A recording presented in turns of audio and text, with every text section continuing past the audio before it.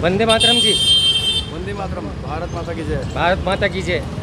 आज स्वतंत्रता दिवस है, उस अवसर पर आपको बहुत बहुत शुभकामनाएं। आपको भी शुभकामनाएं। आपसे कुछ प्रश्न है मेरे चैनल की ओर से कि देश को दूसरे भगत सिंह की आवश्यकता क्यों पड़ी। वर्तमान जो परिस्थिति है, जिन सपनों के लिए हमारे उन महान क्रांतिवीरों ने अपने देश की आज़ादी के लिए हंसते हंसते फांसी का फंदा चूमा था, उनके वो सपने अभी अधूरे हैं। आज़ादी अभी अधूरी है क्योंकि इस भारत देश के अंदर भारत देश का जो बंटवारा हुआ था, जो हमें आज़ादी मिली थी, वो धर्म के आधार पर मिली थी।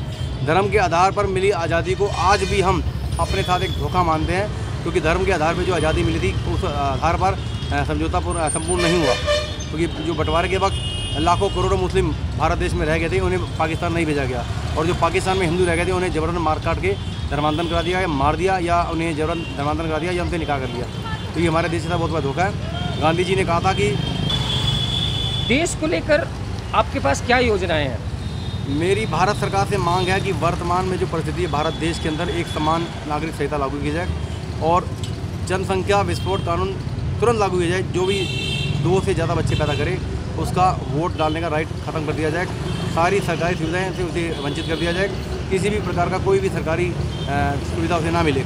जब तक ये कानून नहीं बनेगा तब तक भारत देश के अंदर एक मजबूत देश की आधार नहीं रखी जाएगी। क्योंकि जिस प्रकार से देश के अंदर जनसंख्या विस्फोट हो रहा है, जनसंख्या विस्फोट से लाखों करोड़ों लोगों के ऊपर बहुत बड़ा सरकार कितनी नौकरियाँ दे देगी, कितने लोगों को रोजगार दे देगी, कितने लोगों की भरण पोषण की व्यवस्था करेगी।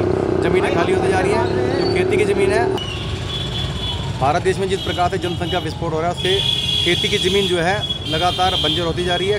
अगर ज़मीन बंजर होगी तो इतनी जनसंख्या जब विस्फोट होगी तो भुखमरी होगी। भुखमरी का दोषी कौन होगा। तो भारत देश को चाहिए, भारत सरकार को चाहिए तुरंत जनसंख्या विस्फोट कानून लागू करे और एक समान नागरिक संहिता पूरे देश में लागू करे। जो भी सनातन धर्म में सभी देवी देवताओं के हाथों में शस्त्र हैं, उससे हमें क्या प्रेरणा मिलती है।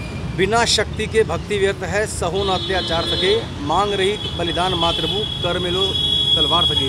ये संदेश है जो व्यक्ति शास्त्र से मानता है, यानी कि संयम से, अहिंसा से, हमारी प्यार की भाषा समझता है, उसके लिए हमारे पास ऑप्शन है कि हम उससे हाथ जोड़ के विनती करें, अहिंसा परमो धर्म की बात करें। लेकिन जो व्यक्ति रावण जैसा दुष्ट होगा जो प्यार से न माने, जो कंस जैसा दुष्ट होगा प्यार से न माने, जो दुर्योधन जैसा दुष्ट हो जो प्यार से न माने, तो उसके लिए शास्त्र हमें आज्ञा देता है कि आप शस्त्र उठाकर उसका वध करें। क्या अभी आपने कहा अहिंसा परमो धर्म, क्या ये दोहा सनातन धर्म को कमज़ोर नहीं कर रहा है। ये महात्मा गांधी ने अधूरा दोहा पूरे देश के युवाओं की नसों में भरा। ये पूरा मंत्र था अहिंसा धर्मो, अहिंसा परमो धर्म, आगे था धर्म अहिंसा तथा विश्वास, अर्थात अहिंसा हमारा परम भूषण है, परम धर्म है, लेकिन हिंसक हत्यारे का वध करना उससे भी बड़ा धर्म है।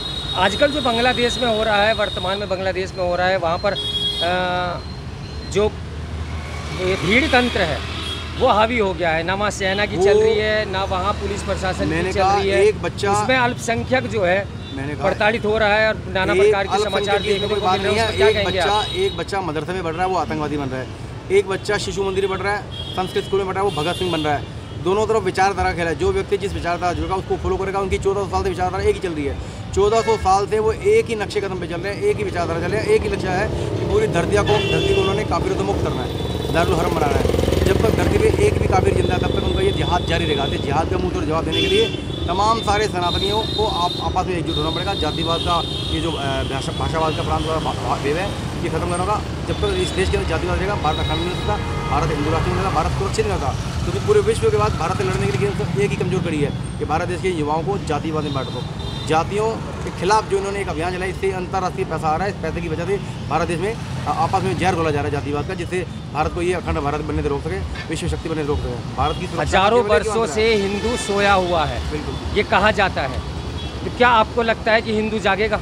मेरी कोशिश है और भगवान की कृपा इसमें योगी मोदी पे है। जब तक योगी मोदी जिंदा है तब तक शायद कुछ जागने की एक उम्मीद जिंदा है। इन दोनों के रहते अगर भारत अखंड बन गया, भारत गुजरात बन गया तो बन गया, अन्यथा आने वाले 10-15 साल में किसी तरह की दूर दूर तो कोई ऐसी व्यवस्था नजर नहीं आती है। तो हिंदुओं को कमज़ोर करने के लिए कांग्रेस सरकार ने बहुत हथकंडे बनाए। उन्होंने वक्फ बोर्ड बनाया, उन्होंने अपना सैकड़ों मुस्लिमों को कानूनी राइट दिए, 4 शादियाँ करने का अधिकार दिया, हिंदुओं को हिंदू मैरिज एक्ट केवल एक शादी करने का अधिकार दिया। तो 1 और 100 का अनुपात है, वो 100 बच्चे पैदा कर रहे हैं, हिंदू 1 बच्चा पैदा कर रहा है। उसमें भी लव जिहाद के माध्यम से सैकड़ों हजारों लाखों हिंदू बहन बेटियों के बलात्कार कर रहे हैं, उन्हें उठा के ले जा रहे हैं, गुमराह कर रहे हैं, उनका धर्मांतरण कर रहे हैं, छोटे छोटे बच्चे किडनैप कर रहे हैं, बच्चे मदरसों के अंदर से मिल रहे हैं। तो युद्ध स्तर पर धर्मांतरण का, लव जिहाद का, भारत को गजवा हिंद करने का उनका सपना दिन रात काम कर रहा है। और उसमें अरबों खरबों की फंडिंग। स्वतंत्रता दिवस पर आपका क्या संदेश है? मेरा देश के युवाओं से निवेदन है, वर्तमान जो परिस्थिति है बड़ी भयंकर रीति है। आप नशे का त्याग करें, भ्रष्टाचार मुक्त, आतंकवाद मुक्त और अखंड भारत के निर्माण का संकल्प लें। जातिवाद के जहर को मुंह तोड़ जवाब दें। जातिवाद फैलाने वाले जितने भी राजनेता हैं उनका समाज बहिष्कार करें। जब तक देश में जातिवाद रहेगा इस देश का भला होने वाला नहीं है। और मैं कहना चाहता हूँ युवाओं से कि ऐ शहीदे मुल्को मिल्लत, मैं तेरे ऊपर निसार, अब तेरी हिम्मत की चर्चा गैर की महफिल में है, सरफरोशी की तमन्ना अब हमारे दिल में है। देखना है जोर कितना बाजुए कातिल में है। सरफरोशी की तमन्ना एक बार फिर लेकर आएंगे, मिटाने आए हैं जो हमको वो खुद ही मिट जाएंगे। है अगर वो तालिबानी तो हम भी हैं हिंदुस्तानी, खून खून है हमारा, नहीं बहता है कोई पानी। सरफरोशी की तमन्ना फिर से जगाओ दोस्तों, देश को अपने जरा ऊंचा उठाओ दोस्तों।